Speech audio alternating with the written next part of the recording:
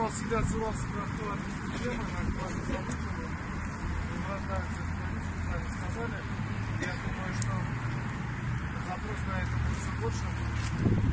Идет политизация общества, не надо ее распутывать, тем более вот через такие творческие формы реализировать. Я думаю, что у этого начинания будет большое будущее и продолжение будет. Я надеюсь, первый комплекс не вышел к вам, потому что, опираясь на большой опыт, знания и понимание ситуации, и мне очень приятно, что авторы с нами здесь находятся. Я думаю, что несмотря на погоду, это достаточно начало интересно. Я всех вас поздравляю. Добрый путь. Все, что из интернета потом материализуется на какие-то поверхности, это в виде печатной газеты, особенно сейчас в виде выставки, это становится более серьезным, более весомым. В данном случае вот эта выставка наша сильно востребована. Мы ее планируем в этом году представить.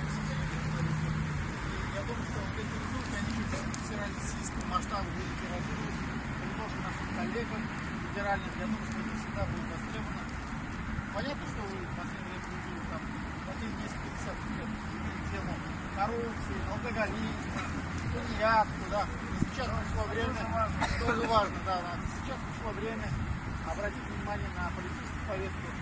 Я поэтому предлагаю, коллеги, давайте дискуссию пройдемся, вы нам расскажете про авторов и про Обязательно. Но тем не менее пришли самые преданные нашему журналу. Вот. Наша выставка – это продолжение нашего конкурса политической карикатуры, который мы объявили в год столетия нашего журнала в прошлом году. На него откликнулось около 30 авторов, которые прислали со всех регионов нашей страны, которые прислали около 100 своих работ. Среди этих 100 мы отобрали несколько. Было очень такое требовательное жюри, очень серьезное, куда входили авторитетные люди. В частности, Шамиль Мухаммедович. Мы отобрали победителей, и на основе вот этой выставки мы сделали, на основе этого конкурса, мы сделали вот эту выставку. Вот. Идея принадлежала Шамилю Мухаммедовичу, что выставку сделать. У нас практика уже была, наши карикатуры здесь выставлялись, они пользовались успехом. И как я из редакции не посмотрю, обязательно кто-нибудь из прохожих стоял посмотрел. Вот. Выставка еще характерна чем, вот эта выставка? Тем, что мы этим самым возрождаем традиции очень сильной, мощной советской политической карикатуры. Вспомните, на всех переломах нашей истории, гражданская война, тут же появлялись около роста. Художники, поэты тут же откликались на события. Вот, это все на улицах выставлялось, народ смотрел. Великая Отечественная война, то же самое, опытный ТАСС.